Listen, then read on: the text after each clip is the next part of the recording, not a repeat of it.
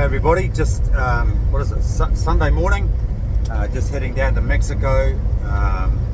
Just been through Texarkana and just heading into Dallas where I'm going to fuel up. But I just thought I'd show you these bloody trees, the water reserves for Dallas. You think, wow, you know, how does a city the size of this get so much fresh water in Texas? But here you go. Here is the reserve that it's Dallas. As you can see, it's a really big body of water, and you don't really appreciate how big it is unless you head east up here. I think it's on 159, and it goes down there for miles and miles. You know, you've got summer, obviously, where a city the size of Fort Worth, or Dallas-Fort Worth, you know, consumes thousands of cubic of water, but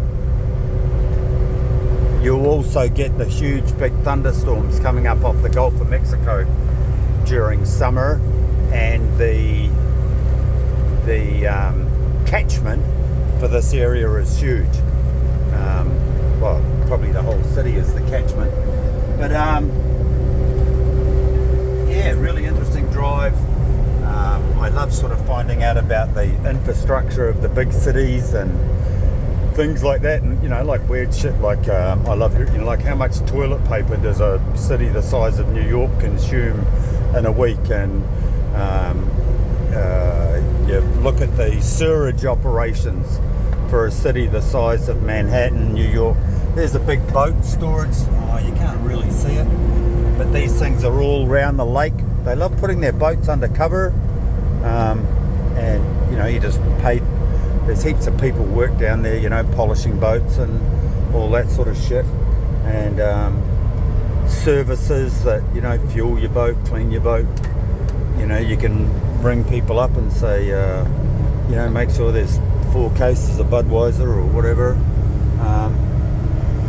Excuse me. Oh, gosh, sorry. But yeah, I'm about.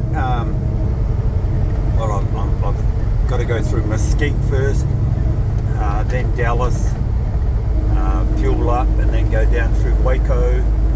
So here's another branch which heads. This is like the southern wing of the lake, I guess you could call it. Yeah, big cities require lots of water, obviously, and yeah, pontoon boat out there. Gosh, I reckon, you know, like people in Perth with the Swan River, they would just go down such a treat, but no one seems to have them. Yeah, there's the big Bass Pro over there. Man, Bass Pros are so cool if you're into like hunting and fishing and things like that. Just anything you need. And the man that started Bass Pro, his father owned a little fuel station in the Ozarks. And as a kid, he was really good at making bass lures, which his granddad taught him.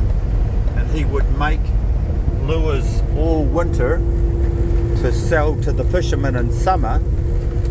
And then fishermen from New York and places like that would put orders in with him.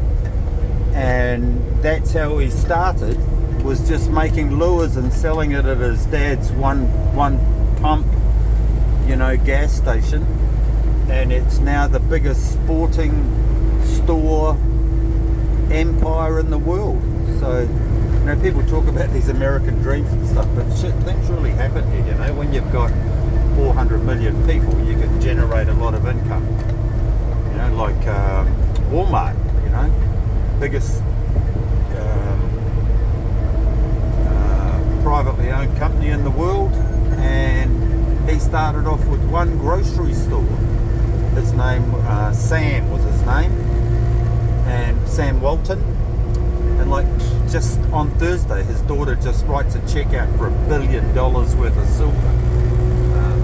You know, these are big companies. But anyway, just a wee look around, the drive into Dallas. And I thought you might be interested in how a city the size of Dallas, Fort Worth, you know, gets all of its water. And yeah. Yeah, but there's so much to these cities. Like I said, you know, how much toilet paper does a city like this use in a week? How many cubic of sewage does it create? you know, how much toothpaste, how many cans of tomato sauce, you know. It's the infrastructure for any big city, you know, be it Perth, Sydney, whatever, you know, it's all very impressive, but these big cities, it's really impressive. But anyway, hey, just a wee look around, and I hope you all had a lovely weekend, and like always, you'll be groovy out of there.